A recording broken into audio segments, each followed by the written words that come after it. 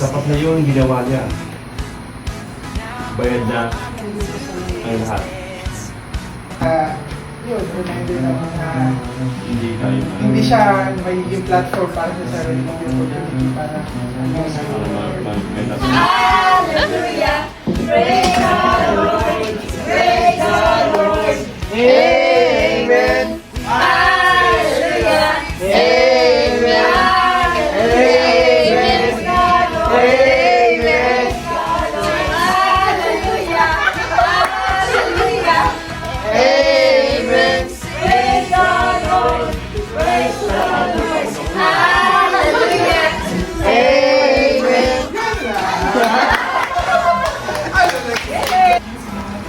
Sa ministry ko nagkakilala sa ating Panginoon. Una po sa lahat yung sharing po natin. Tinawag po ito kasi appreciation, so we appreciate each and every one of us. So, kagaya po sa ministry na-handle natin, minsan po kasi, di ba, pag iisipin natin, Lord, bakit mo ako dinala dito sa ganitong ministry? Minsan challenge, kasi minsan yung mismo miyembro natin,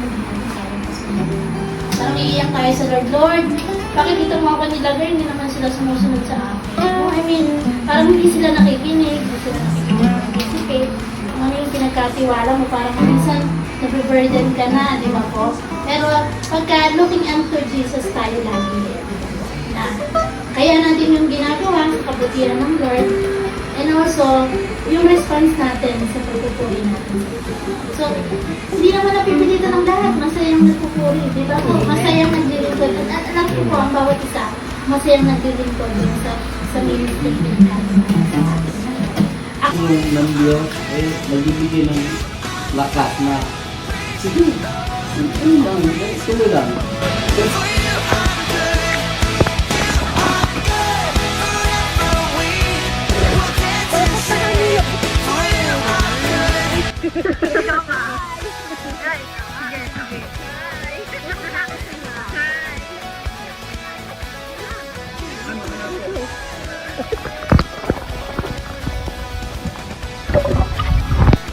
Tingnan natin, awakan.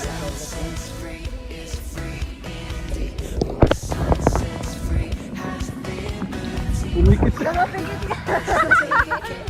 Hindi ako nakapikit naman. Lumubog ka na para hindi ka lamigin. Ay, mama, init na yung tubig. Okay na yan? Lubog na ako.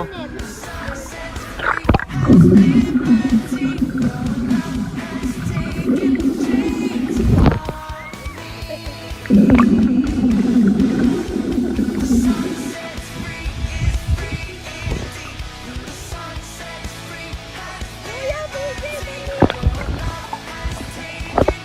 tubig.